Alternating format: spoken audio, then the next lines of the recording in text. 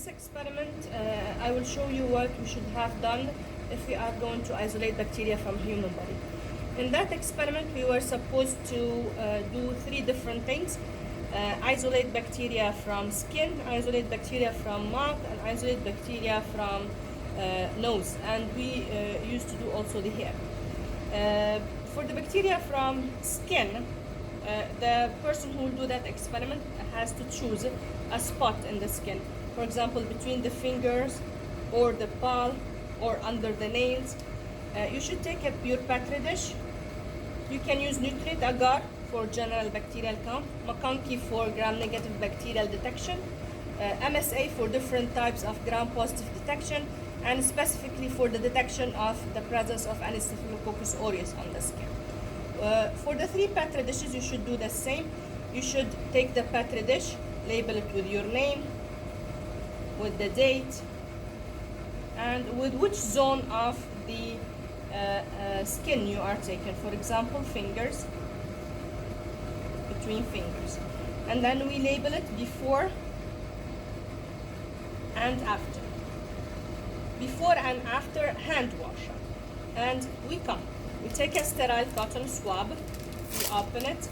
Because the skin is dry and the cotton swab is dry, to allow for the collection of the maximum number of bacteria, we dip the cotton swab in sterile distilled water. Sterile, this was autoclaved.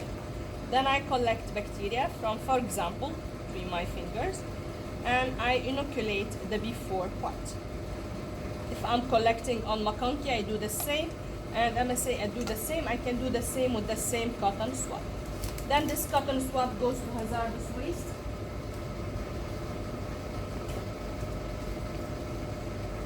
And then I perform appropriate hand wash using any kind of soap or disinfectant in question.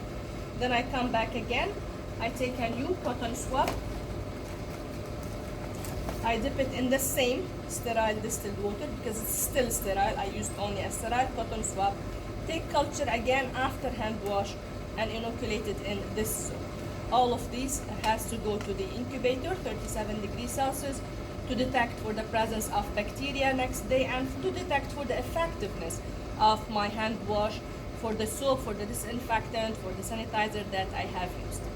In the second experiment, if you want to detect bacteria from hair, you just need to pull the hair from its roots and put it as it is on the nutrient agar without touching the nutrient agar with your hand, and leave it to grow for the next day. You can also do it on MSA, on McConkey, whichever bacteria you are interested in.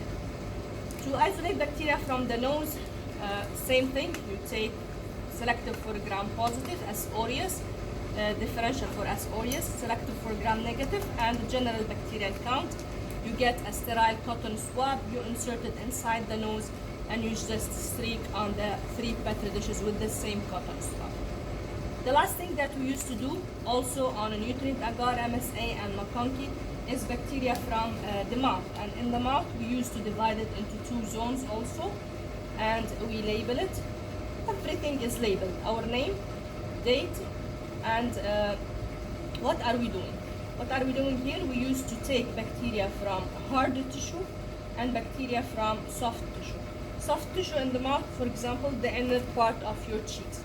So you take a new cotton swab, you insert it in the inner part of your cheek as if you are doing a DNA test, and you inoculate the soft part here on the three petri dishes.